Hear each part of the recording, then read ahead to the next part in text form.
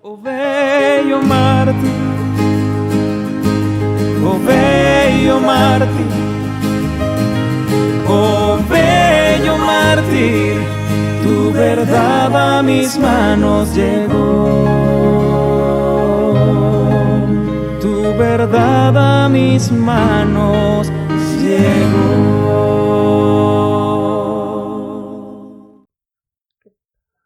Muy buenas tardes, mi querida familia, amigos, hermanos. Sean todos muy bienvenidos a nuestro ministerio The Bible Echo, el eco bíblico. Estamos muy contentos nuevamente por estar aquí un día más para compartir la palabra de Dios con todos ustedes. Pero antes, quisiera agradecer infinitamente a aquellos amigos, hermanos, familia espiritual, de carne, amigos de amistades, amigos que se han unido a nuestro ministerio de otros países. Muchas gracias por darnos ese like. Gracias por compartir nuestro ministerio. Gracias por suscribirte a nuestro canal. Muchas gracias. Con esto, nosotros podemos llegarle a tus amistades que tienes como parte de tus contactos en Facebook. No sé si tú sabías que el mensaje se puede llevar a tus amistades una vez que tú te suscribes a nuestro canal. Eso es lo que me gusta de este Facebook, que podemos compartir el mensaje a más personas. Gracias por suscribirte. Gracias por darnos ese like. Gracias por compartir nuestra página. Gracias por mirar nuestros temas, nuestras reflexiones de la palabra de Dios. Esperamos que ojalá sean de gran bendición para ti, para tu familia, para un amigo. Gracias por mirar nuestras reflexiones. El único deseo es compartir la palabra de Dios con cada uno de ustedes y poner nuestro granito de arena para que Cristo venga muy pronto. Muchas gracias por eso. También quisiera mencionar y recordar que este ministerio es un ministerio sin fines de lucro. En otras palabras, no tiene beneficio económico como alguna persona que tiene algún ministerio aquí en esta plataforma de Facebook. Nosotros no tenemos ningún fin económico. No recibimos donaciones, no pedimos donaciones, no cobramos nada. Este es un ministerio voluntario que el único propósito, como te digo, es compartir la palabra de Dios con cada uno de ustedes. Así que, si te digo que te suscribas, que des like, no es porque queremos que te suscribas para que ganar más miembros y nos pague más Facebook. No, querido, no es nada de eso. Simplemente es el poder llegarle a más personas una vez que tú te suscribes o una vez que tú le das like a nuestras reflexiones. Así que, con esto en claro, ¿qué te parece si comenzamos a estudiar la última sección del mensaje a la iglesia de Tiatira? Así que prepárate, saca tu Biblia, si vas manejando, sube el volumen de tu teléfono, si estás en tu casa, saca tu Biblia para que juntos podamos estudiar la palabra de Dios. Muchos me han preguntado que por qué no transmito ya en vivo. Nos gustaría transmitir nuevamente en vivo. Así que estamos en ese proceso de volver nuevamente a regresar a transmitir en vivo. Pero si te gustaría que transmitiéramos en vivo, así tú nos puedes escribir, nos puedes preguntar algo, puedes pedir oración por tu familia al final del tema. Todo esto se aprovecha cuando está la transmisión en vivo. Así que si te gustaría, pues mándanos tus comentarios y lo vamos a considerar muy seriamente. Bien, ¿Qué te parece si comenzamos con unas palabras de oración? Vamos a orar. Padre bueno, Señor, en esta hora suplicamos tu Santo Espíritu, que al abrir tu palabra podamos entender, podamos comprender el mensaje de esta tarde. Y te pido, Señor, una oración, una petición especial sobre todos aquellos oyentes que en algún momento escucharán este mensaje. Te lo pido en el nombre de Jesús. Amén. Amén. Bien, abramos nuestra Biblia, como siempre, en el libro de Apocalipsis. Apocalipsis capítulo 2. Y el mensaje de la iglesia de Tiatira cubre del versículo 18 al versículo 29. Ya hemos estudiado desde el versículo 18 y hoy nos toca estudiar del versículo 21 hasta el versículo 29. Pero, ¿qué te parece si en esta ocasión leemos todo los versículos del 18 al 29 que cubre el mensaje a la iglesia de Tiatira para dar para refrescar nuestra mente de lo que hemos estudiado en estas últimas transmisiones de este tema? Vamos a leer Apocalipsis capítulo 2, versículo del 18 al 29. Y dice de esta manera: y escribe al ángel de la iglesia en Tiatira, el Hijo de Dios, el que tiene ojos como llama de fuego y pies semejantes al bronce bruñido, dice esto: yo conozco tus obras, y amor, y fe, y servicio, y tu paciencia, y que tus obras postreras son más que las primeras. Pero tengo unas pocas cosas contra ti, que toleras que esa mujer Jezabel, que se dice profetiza, enseñe y seduzca a mis siervos a fornicar y a comer cosas sacrificadas a los ídolos. Y le he dado tiempo para que se arrepienta, pero no quiere arrepentirse de su fornicación. He aquí yo la arrojo en cama y en gran tribulación a los que con ella adulteran, si no se arrepienten de las obras de ella. Y a sus hijos heriré de muerte, y todas las iglesias sabrán que yo soy el que escudriña la mente y el corazón. Yo os daré a cada uno según vuestras obras. Pero a vosotros y a los demás que están en Tiatira, a cuantos no tienen esa doctrina y no han conocido lo que ellos llaman las profundidades de Satanás, yo os digo, no os impondré otra carga. Pero lo que tenéis, retenedlo hasta que yo venga. Al que venciere y guardare mis obras hasta el fin, yo le daré autoridad sobre las naciones, y les regirá con vara de hierro, y serán quebradas como vaso de alfarero, como yo también la he recibido de mi Padre. Y le daré la estrella de la mañana. El que tiene oído, oiga lo que el Espíritu dice a las iglesias. Ya ya estudiamos el versículo 18, el versículo 19, el versículo 20 y parte del 21. Ya aprendimos y descubrimos quién es Jezabel. ¿Y quién es? La iglesia romana. Exactamente. Ya vimos y estudiamos que la iglesia, como dice el versículo, no se quiere arrepentir. Pero hoy vamos a estudiar y a terminar el mensaje a la iglesia de Tiatira.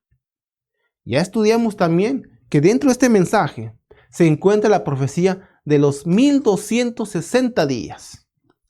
O sea, 1260 años literales.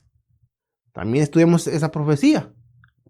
Así que hoy vamos a terminar el estudio de la iglesia de Tiatira. Para la próxima transmisión, estudiar el mensaje a la iglesia de Sardis. Recuerda, estamos estudiando el mensaje a las 7 iglesias. Ya vamos por Tiatira. Ya vamos más o menos a la mitad. Así que, ¿qué te parece? Comencemos a estudiar. Y nos quedamos en el versículo 21. Vamos a estudiar del 21 en adelante. El tema pasado, estudiamos acerca de la profecía de los 1260 días. No sé si te recuerdas. Si es tu primera vez que nos acompañas en esta transmisión, yo te invito a que mires los videos pasados, el video cuarto, el tercero, el segundo, el primero, para que lleves una cronología del estudio del mensaje a la iglesia de Tiatira y le puedas entender por completo este mensaje, lo que significa el mensaje. Vas a descubrir grandes cosas que quizás no habías escuchado o no habías puesto atención. Así que yo te invito a que mires, medites, estudies los videos que hemos transmitido anteriormente. Bien, entonces, como te decía, el tema pasado estudiamos acerca del mensaje de la profecía de los 1260 días. Y terminamos con una pregunta que decía: ¿hasta cuándo la iglesia romana terminó de perseguir, de oprimir a los cristianos? Comenzó desde el año 538 y terminó hasta el año 1798. ¿Sabes? De hecho, la iglesia cristiana, la iglesia romana, siempre ha oprimido a los cristianos. Solamente que hasta 1798, según la profecía, fueron perseguidos. En el año 538 hasta 1798 fueron perseguidos arduamente. De la opresión, bueno, quizás menguó un poquito la intensidad de la opresión, pero siempre ha oprimido a la iglesia cristiana, la iglesia católica. Así que hoy vamos a estudiar los demás versículos del 21 al 29. Así que con esto, recordando lo que hemos estudiado el tema pasado, brinquémonos al tema de hoy.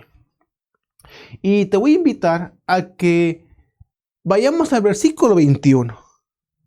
Dice de esta manera: y le he dado tiempo para que se arrepienta, pero no quiere arrepentirse de su fornicación. ¿Cómo dice? Y le he dado tiempo para que se arrepienta. ¿Quién habla? Jesús, Dios. Le ha dado tiempo a la iglesia católica, a la iglesia romana, de que se arrepienta. ¿Pero qué dice? Pero no quiere arrepentirse de su fornicación. La iglesia estaba en el periodo de que se podía arrepentir, de que podía humillarse y reconocer que introdujo a la iglesia cristiana muchas cosas, costumbres, prácticas, doctrinas, como ya mencionamos anteriormente, y las convirtió, digámoslo así, del paganismo, las convirtió a prácticas cristianas y las introdujo a la iglesia cristiana, a la iglesia romana, a la iglesia católica, como tú quieras mencionarle, nombrarle. Pero, ¿qué pasa? Le ha dado tiempo a la iglesia para que reconozca sus errores, se arrepienta de lo que ha hecho y reivindique nuevamente su camino, sus principios, sus orígenes cristianos apostólicos, de lo que los apóstoles enseñaban. Pero ¿qué pasa? Dice, pero no quiere arrepentirse. ¿De qué cosa? De su fornicación. Ay, sabes, aquí hay una palabra muy interesante. Dice, pero no quiere arrepentirse. ¿Pero de qué cosa? De su fornicación. Aquí está hablando. Dame un segundo. Recordemos que aquí está hablando en simbolismo. ¿Ok? Recordemos que Apocalipsis, la mayor parte está hablando en un lenguaje simbólico. Y aquí, nuevamente, está hablando en un lenguaje simbólico. Cuando dice, y no quiere arrepentirse de su fornicación. ¿Qué quiere decir esto de que no quiere arrepentirse de su fornicación? O sea, ¿cómo la iglesia fornicó? Estamos hablando en sentido espiritual. ¿Cómo la iglesia fornicó? Bueno, te voy a dar un ejemplo. Y te voy a llevar a que me acompañes al libro de Jeremías. Jeremías capítulo 3. Jeremías capítulo 3. Versículo del 6 al 7. Vamos al Antiguo Testamento, al libro de Jeremías, capítulo 3, versículo del 6 al 7. Bueno, aunque podemos leer todo el capítulo. Así que si tú gustas, en tu casa, dale lectura a todo el capítulo 3. Pero vamos a hablar en este día, solamente vamos a mencionar el versículo 6 y 7 para un ejemplo que te quiero mostrar sobre la fornicación que menciona aquí en el libro de Apocalipsis en nuestro estudio. Dice, me dijo Jehová en días del rey Josías, ¿has visto lo que ha hecho la rebelde Israel? O sea, el pueblo de Israel. Ella se va sobre todo monte alto y debajo de todo árbol frondoso y ahí fornica. Y dije después de hacer todo esto, se volverá a mí, pero no se volvió. Y lo vio su hermana, la rebelde Judá, o sea, el otro pueblo de Judá. Ahora, ¿qué quiero resaltar aquí? La palabra fornicar. De hecho, estaba estudiando este pasaje y me fui al hebreo. Y en el hebreo, esta palabra, fornicar, es la palabra saná. Saná, con Z, saná. Que significa, no significa fornicar, significa adulterar. O sea que la rebelde Israel, que menciona el versículo 6, es la esposa de Jehová, de Dios. Por eso dice, hay pasaje en el libro de Salmos que dice que Israel es la niña de sus ojos. Es su mayor tesoro, su precioso tesoro. En el Nuevo Testamento hay muchos versículos en los evangelios que menciona, que relaciona al pueblo de Israel como la novia, esperando al novio, a Jesús. Así que cuando la novia adultera, cuando la esposa adultera, es porque tuvo relaciones, hablando literalmente, ahora sí, tuvo relaciones sexuales con otra persona que no es su esposo. Entonces está adulterando. Ahora, en el sentido espiritual, adulterar, cuando la rebelde Israel adulteró, fornicó, como dicen unos versículos, es porque dejó las creencias, dejó a Dios y se fue en pos de dioses paganos, de costumbres paganas, de doctrinas paganas, de prácticas paganas, de dioses paganos, de Mamón, de Astarte, de Astarot, de Dios Balá. Bueno, hay muchos dioses paganos. Entonces, Israel se fue en pos de esos dioses paganos y la practicó. Entonces, a eso se considera adulterar espiritualmente.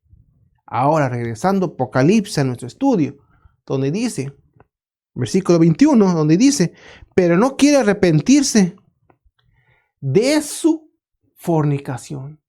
en las palabras. No quiere arrepentirse de sus prácticas paganas.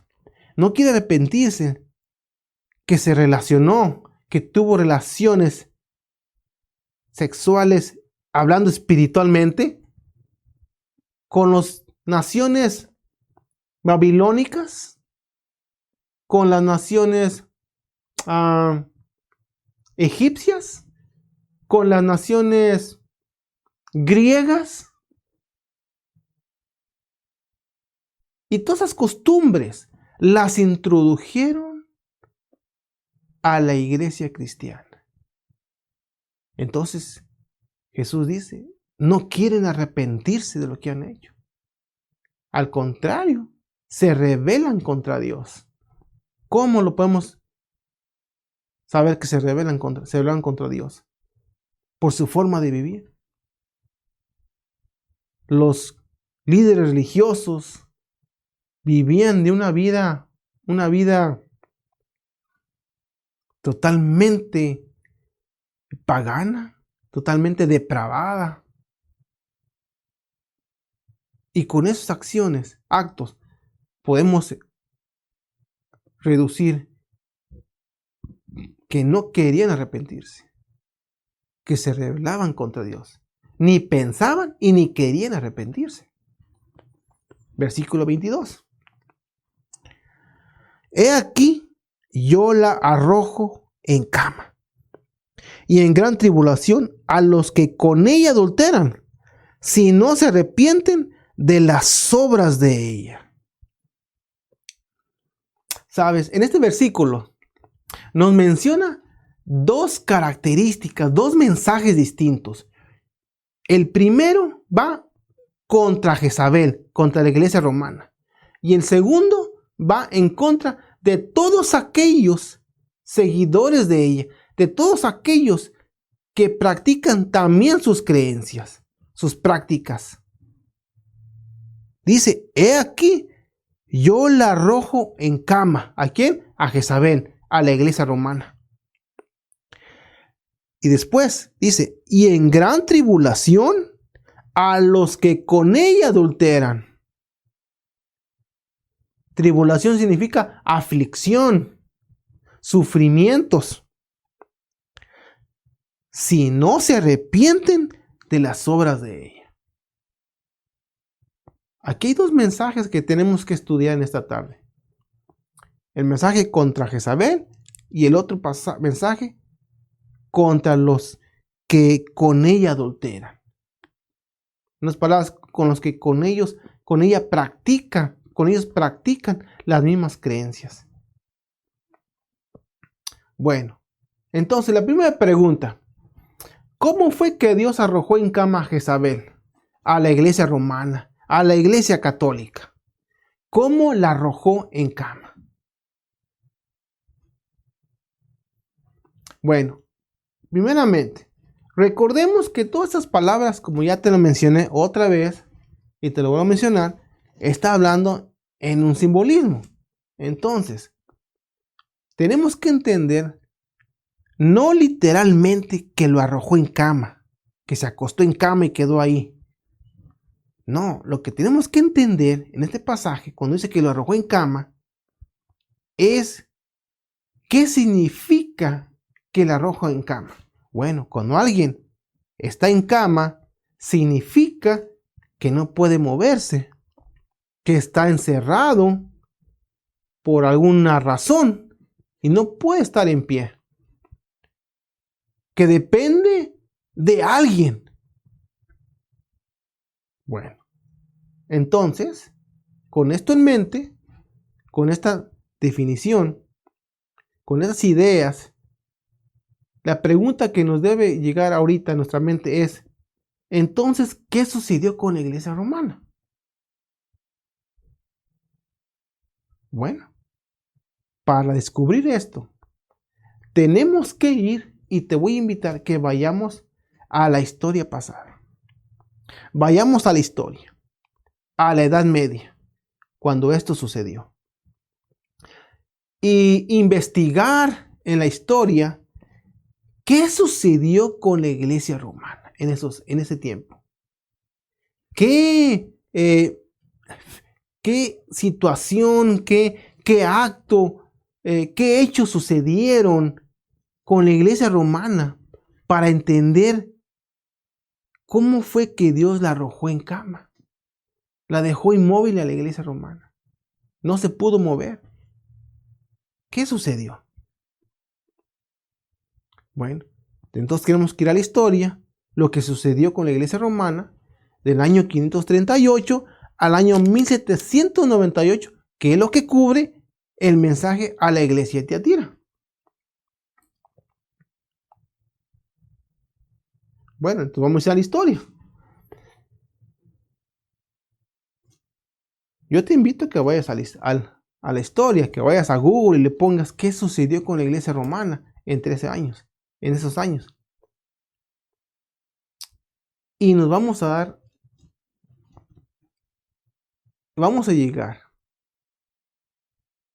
a encontrarnos con una información y nos dice que entre 1797 a 1799 sería el levantamiento de los jesuitas. Sería el año en que el surgimiento de los enciclopedistas, los filósofos de la duda.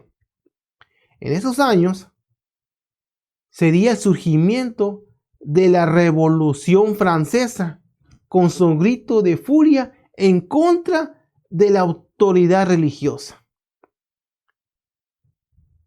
Acuérdate que la iglesia ya para ese entonces tenía autoridad religiosa y política.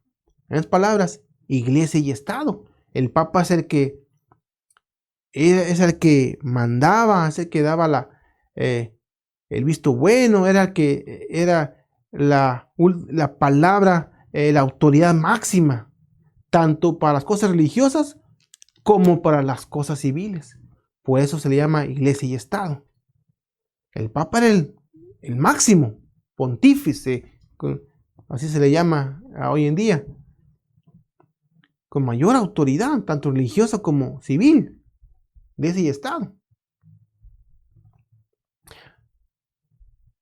Bueno, en esos años, el mismo imperio que le dio la mano, en otras palabras, el imperio francés,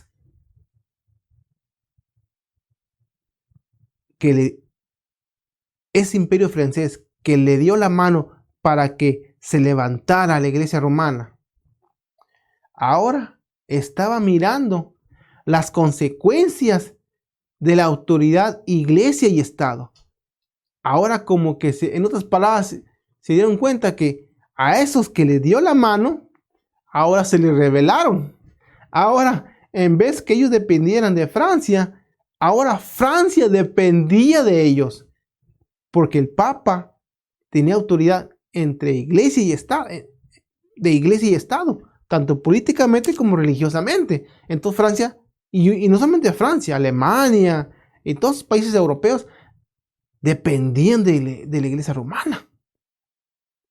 Bueno, y Francia se dio cuenta de eso, que esto ya no iba por buen camino. ¿Y qué sucedió? Bueno, se levantó la Revolución Francesa. Y entre eso, confrontaría a la iglesia romana con una sociedad atea que solo tenía un Dios, la razón. Y aquí te tengo un artículo que te quiero compartir. Dice, el 15 de febrero de 1798, el ejército francés, bajo el oficial al mando, el general Louis Alexandre Berthier, invadiría Roma. Cerraron todos los monasterios y se confiscaron todas las propiedades de la iglesia. El matrimonio civil y el divorcio fue legalizado. En París fue arrestado el representante pontificio el día en que se cumplía el 23 aniversario del pontificado de Pío VI. El Papa fue arrestado la noche del 20 de febrero, recluido en un convento en Siena y luego trasladado a un monasterio Cartujo, a las afueras de Florencia. Posteriormente fue trasladado como prisionero a Francia. Un año más tarde moriría Pío VI, dejando vacante la sede pontificia. El general Napoleón Bonaparte tuvo intenciones de erradicar la autoridad papal y eclesiástica. Irónicamente, fue Francia la hermana mayor de la Iglesia, la que originalmente había establecido al papado como poder político. Ahora la nación despojaría al Papa de sus prerrogativas. ¡Wow! ¡Qué tremendo! ¡Qué tremendo, querido! Esto sucedió. Esto es verídico, esto es historia. Ahora, ¿qué podemos concluir? Cuando dice, he aquí, yo la arrojo en cama. ¿Qué quiere decir? Que despojó de sus atributos como papa, lo arrojó, lo arrestaron. En otras palabras, usó al imperio francés, nuestro Dios, para reprender a la iglesia romana. Quitó al papa. Quitó todas sus prerrogativas. No solamente al papa. Se menciona al papa porque es el líder, el que representa religiosamente a la iglesia católica. Pero estuve en contra también de todo el órgano católico, todo el Vaticano, todos los líderes. Quedaron con las manos cortadas, hablando simbólicamente. Ya no tenían autoridad. Por lo menos, ya no tenían autoridad en el Estado, políticamente. Y religiosa por un tiempo, estaban ahí, detenidos. El Papa fallece. Y por un tiempo no había líder católico en la iglesia. Así es como se cumplió las palabras de este mensaje. Cuando dice, y le he dado tiempo para que se arrepienta. Dice, he aquí yo la arrojo en cama. Así la arrojó en cama. Sin moverse, detenida, dependiendo de alguien que le ayudara. Bueno, sigamos adelante. Aquí no termina el versículo, sigue diciendo. Versículo 22. He aquí yo la arrojo en cama, y en gran tribulación a los que con ella adulteran, si no se arrepienten de las obras de ella. Ahora, ¿qué significa esto? Cuando dice, y en gran tribulación a los que con ella adulteran, si no se arrepienten de las obras de ella. Bueno, ella, cuando dice ella, se está refiriendo a Jezabel, a la iglesia romana. Los arrojo, dice, y en gran tribulación a los que con ella adulteran. ¿Me está siguiendo? Mira el versículo 22. Y en gran tribulación a los que con ella adulteran. Está hablando de una palabra, los, masculino, plural. Esto nos da una pista de que son algo masculino y son muchos. Y están practicando las mismas creencias de la iglesia romana. Son seguidores fieles de la iglesia romana. ¿Quién serán estos? ¿Quiénes serán? Y los va a tener en gran tribulación, a menos que se arrepientan de las obras, de las prácticas paganas de la iglesia romana. Bueno, ¿y quién son estos? ¿Quiénes serán? Bueno, tenemos una pista. El libro de Apocalipsis nos lo revela. Apocalipsis capítulo 17. Vamos a Apocalipsis capítulo 17. Apocalipsis capítulo 17, versículo 1 y 2. Dice: vino entonces uno de los 7 ángeles que tenían las 7 copas, y habló conmigo diciéndome: ven acá, y te mostraré la sentencia contra la gran ramera, la que está sentada sobre muchas aguas, con la cual han fornicado los reyes de la tierra, y los moradores de la tierra se han embriagado con el vino de su fornicación. En este pasaje menciona a la iglesia romana con el título de la gran ramera. ¿Por qué la gran ramera? Bueno, ¿quién es una ramera? Una prostituta, la que se mete con muchos hombres. Bueno, pues así Dios considera a la iglesia romana, la gran ramera. ¿Por qué?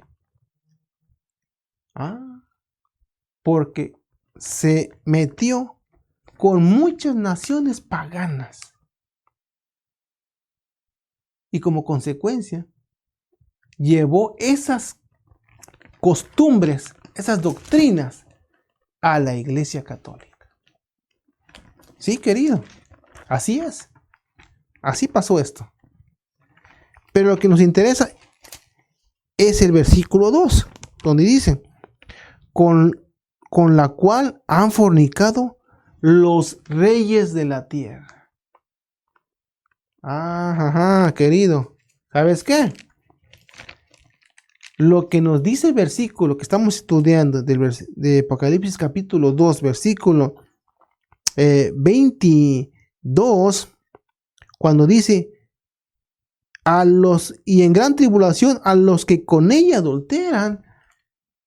Apocalipsis capítulo 17, versículo 1 y 2 nos dice que esos los se está refiriendo ¿a quién? A los reyes de ese entonces, a los reyes de las naciones de ese entonces, que le eran fiel a la iglesia católica, al Papa. ¿Y cómo no le iban a ser fiel al Papa si dependían de él? Sí, no había nada, los reyes no podían hacer nada. Ellos no podían llegar y ser reyes y tomar el reino, el imperio, digamos el imperio alemán o inglés, y ser rey. No. El Papa tenía que escoger, tenía que decidir cuál rey iba a ser mejor para Inglaterra. ¿Qué dice él?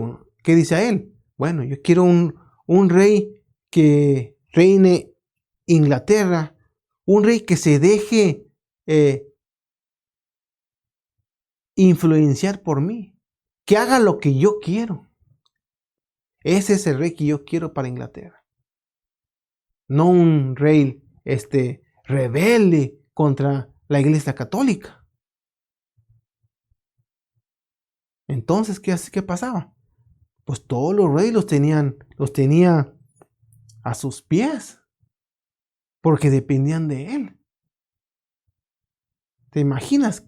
En aquel entonces, y en las películas de Hollywood que pasan, te vas a dar cuenta que si el Papa maldecía a ese rey, por segurito que dejaba su reinado. Ese rey dejaba de ejercer su posición como rey. Si el Papa no lo bendecía, no podía ejercer como rey. Era una autoridad muy influenciante, la autoridad del Papa contra el Estado, o sea, con los imperios de aquel entonces. Digo imperios porque aquí entonces no eran presidentes, eran reyes, eran el imperio alemán, el imperio de Inglaterra, de Escocia, de Holanda, de Irlanda. Bueno, todos los imperios antiguos de Europa eran puros reyes. Y el Papa era el que pues dirigía la batuta ahí en todos los imperios. ¿Por qué? Porque tiene la autoridad iglesia y Estado. Entonces los reyes los tenía ahí.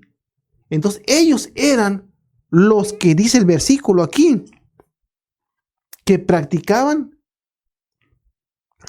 dice aquí, y en gran tribulación a los que con ella adulteran, o sea, a los reyes, si no se arrepienten de las obras de ella. Si no se arrepienten de las obras de ella. Ok, entonces, ¿se arrepintieron o no se arrepintieron?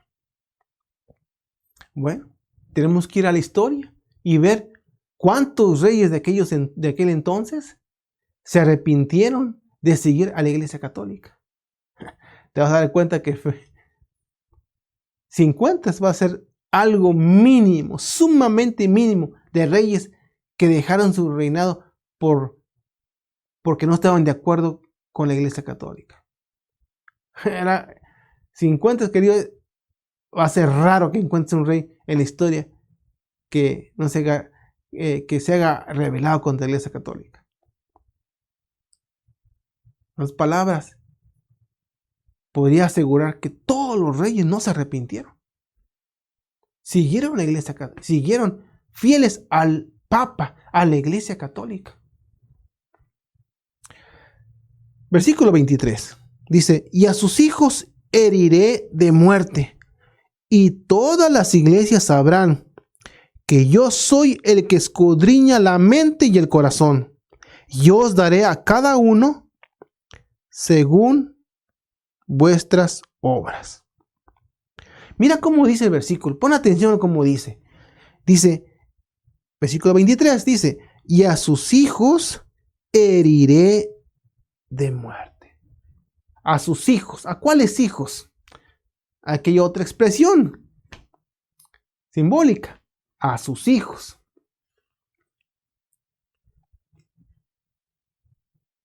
O sea que la Iglesia Católica, con el correr del tiempo, y como cualquier denominación cristiana, había ganado adeptos, o sea, miembros, feligreses, nuevos feligreses a la Iglesia Católica, y se fueron agregando más y más y más a la Iglesia Católica, practicando las creencias, las doctrinas de la Iglesia Católica.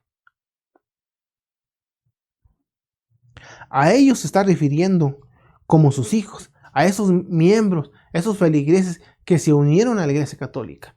A eso se está refiriendo cuando dice, y a sus hijos, o sea, a todos los miembros, heriré de muerte. Y todas las iglesias sabrán que yo soy el que escudriña la mente y el corazón. Yo os daré a cada uno según sus obras. Hay otra palabra aquí interesante, dice, y a sus hijos heriré de muerte. ¿Qué significa esa frase de heriré de muerte? ¿Qué sucedió? ¿Qué sucedió realmente? ¿O qué significa esta palabra en la historia cuando dice heriré de muerte? Sabes, en algunas versiones bíblicas, por ejemplo, aquí tengo escrito la Biblia de las Américas, la nueva versión latinoamericana. Este versículo traducen como, y a sus hijos mataré con pestilencia. Mataré de muerte, heriré de muerte. ¿Te das cuenta? ¿Escuchaste? Estas versiones lo traducen como, y a sus hijos mataré con pestilencia. ¿Acaso se está tratando de decir este versículo que Dios mandó una peste, una enfermedad, y que muchos murieron? Bueno, para corroborar esta historia, para corroborar si esto se cumplió, para investigar y ver si estas palabras realmente sucedió algo en la historia, tenemos que ir nuevamente a la historia. Y nuevamente del año 538 al año 1798 y ver qué sucedió. ¿Y qué vamos a ver? Bueno, vamos a descubrir también nuevamente que algo sucedió en ese tiempo.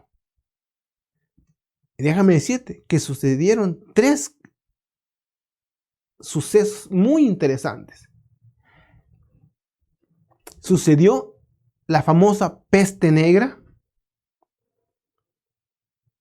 una peste que arrasó casi con la mitad de la población de Europa.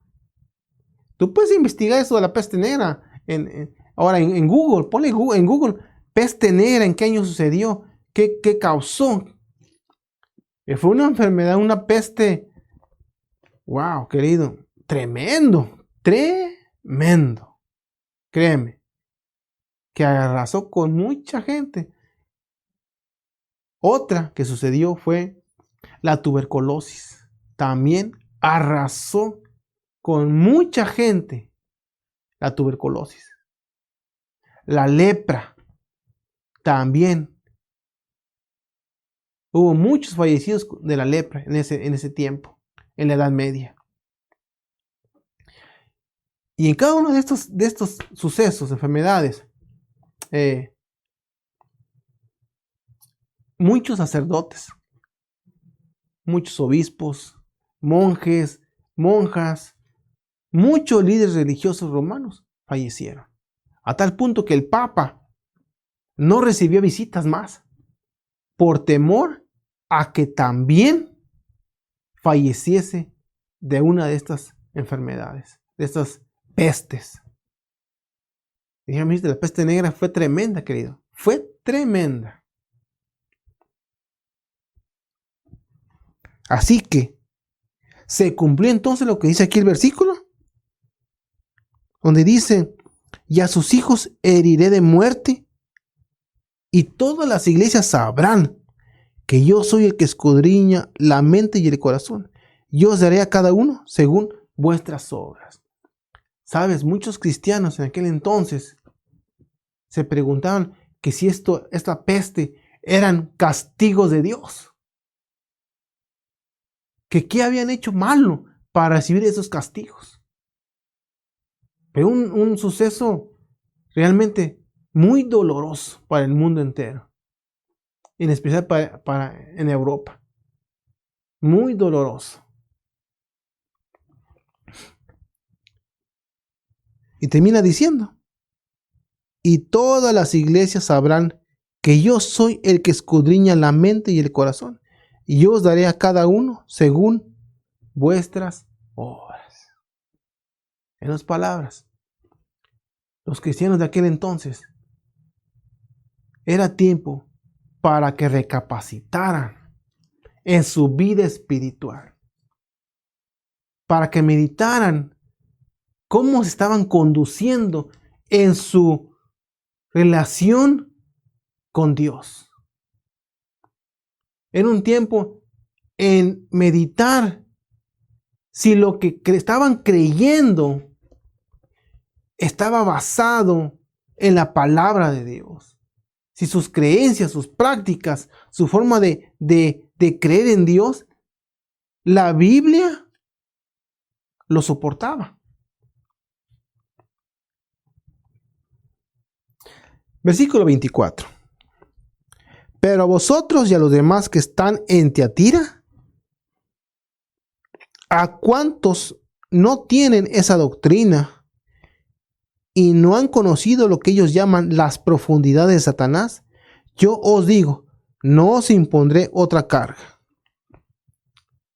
¿Sabes? Cuando dice aquí en el versículo 24, pero a vosotros y a los demás que están en Tiatira, se está refiriendo a los fieles cristianos, o más bien a los fieles grupos de cristianos que se mantuvieron fieles a los principios cristianos, a los principios del cristianismo apostólico. En otras palabras me estoy refiriendo, en otras palabras me refiero a aquellos principios que Jesús le dio a sus discípulos y los discípulos se los dieron a las iglesias. Esas creencias basadas en la palabra de Dios, esas costumbres, esas prácticas, esas creencias basadas en la palabra de Dios. Bueno, no todos claudicaron, no todos le dieron la espalda a Dios y se fueron con la Iglesia Católica. Hubo muchos grupos que se mantuvieron fieles a Dios. Fieles a Dios. Y eso menciona cuando dice, pero a vosotros y a los demás que están en Tiatira, a cuantos no tienen esa doctrina y no han conocido lo que ellos llaman las profundidades de Satanás. Estos grupos, había muchos, pero unos tantos que me acuerdo, por ejemplo, unos muy conocidos, que hay un libro que se llama El conflicto de los siglos. Hay un capítulo, de los primeros capítulos del libro, que menciona a este grupo y se llamaron los valdenses. Este grupo de valdenses y de cristianos se memorizaban pasajes de la palabra de Dios para compartirla. Estaban escondidos. Vivían en las catacumbas debajo de la tierra. Y fueron fieles a los principios bíblicos, a toda creencia que la Biblia lo soportaba. Otro grupo más de tantos, era el grupo de los seguidores de John Wycliffe o John Wycliffe en Inglaterra. Otro grupo también, fieles a Dios, que no se dejaron manipular por la iglesia romana. Sigue diciendo, versículo 24, a cuantos no tienen esa doctrina. ¿Cuál doctrina? La doctrina de Jezabel, la doctrina de la Iglesia Católica. Todas esas doctrinas que introdujeron, que no eran basadas en la palabra de Dios. Y mira, querido, meditemos. ¿Cuántas doctrinas de la Iglesia Católica no son basadas en la palabra de Dios? Según ellos dicen que está basada en tal versículo, en este pasaje. Pero si meditamos bien y estudiamos bien la palabra de Dios, palabra por palabra, nos vamos a dar cuenta de que no están basadas en la palabra de Dios. Y hay muchas creencias. Hay muchas que yo te mencionaría un buen grupo de creencias que pues no están. Dirás, ¿cuáles? A ver, dime unas, dime. Mira, detengámonos aquí para explicarte esto. Mira, la inmortalidad del alma. Eso no es bíblico.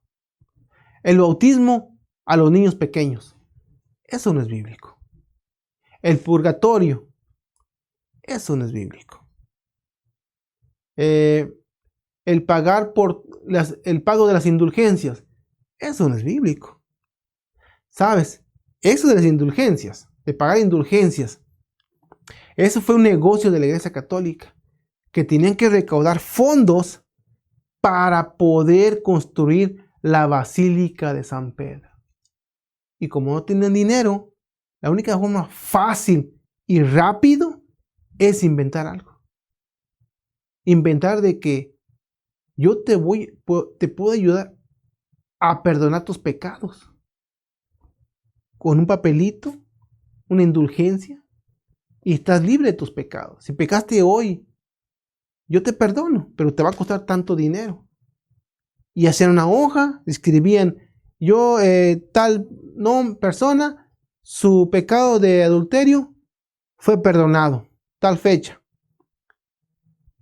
Y lo pagabas. Y la gente creía. La gente creía. Todas esas doctrinas. Ay, querido, hay muchas doctrinas, créeme, que no son bíblicas. Hasta que un líder de valor se levantó y dijo, esto no está correcto. Otra creencia, mira, la salvación por las obras. Nadie se salva por obras, se salva por fe. Mira, hay muchas creencias que te digo, muchas doctrinas, creencias que no son bíblicas. Entonces este líder se levantó y dijo, no más, esto está mal. ¿Cómo es que están engañando al pueblo? Y este líder se llamó Martín Lutero. Créeme, querido, de todo corazón te lo digo y con todo respeto. Medita si lo que tú estás creyendo está basado en la Biblia. Está basado en la palabra de Dios. Y si no, entonces yo te invito a que comiences a reestructurar tu relación con Cristo, a reestructurar tus creencias que tenías y reestructurarlas y quitar lo que no es cierto, lo que es falso, lo que no es bíblico y estructurar una doctrina, una creencia en Dios basado solamente en la palabra de Dios. Pero sigamos adelante, ya vamos a terminar. Dice, a cuantos no tienen esa doctrina y no han conocido lo que ellos llaman las profundidades de Satanás. Yo os digo, no os impondré otra carga. Hay otra palabra también interesante que dice, los que ellos llaman las profundidades de Satanás. Los gnósticos eran personas que pretendían creer que la salvación se conseguía mediante el conocimiento. Cuando dice las profundidades de Satanás, las profundidades de Satanás, ¿qué tan profundo es Satanás? ¿Qué tan ancho son las profundidades de Satanás?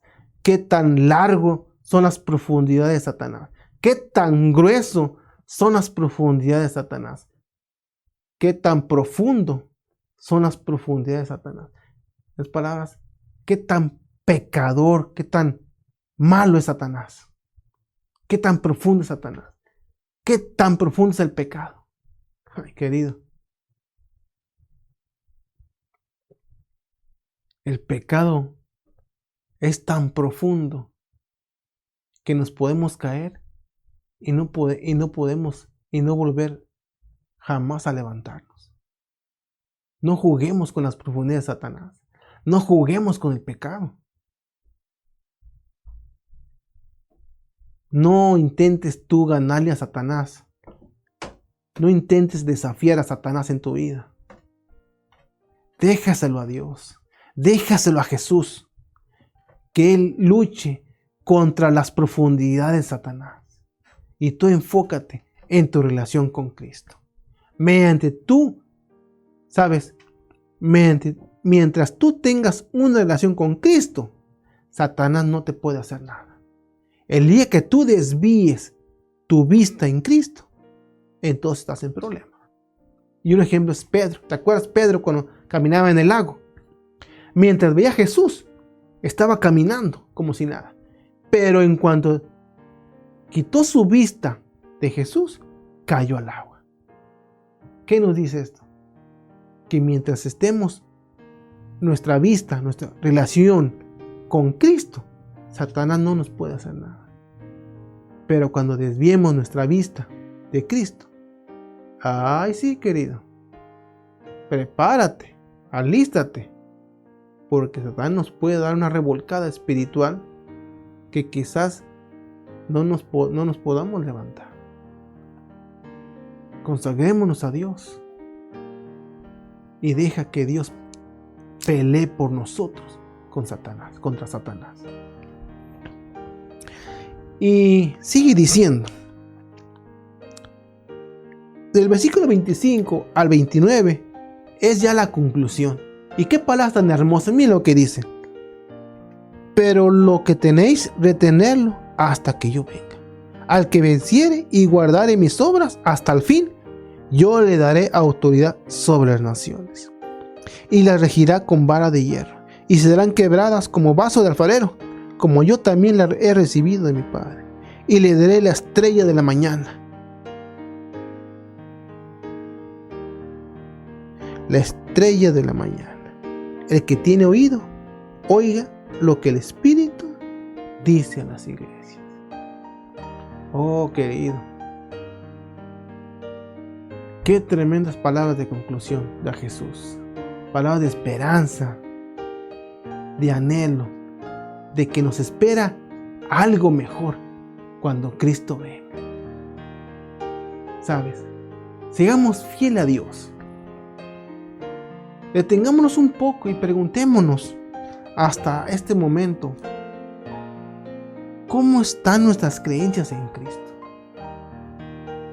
¿Tú eres católico? ¿Tú eres evangélico? ¿Eres luterano?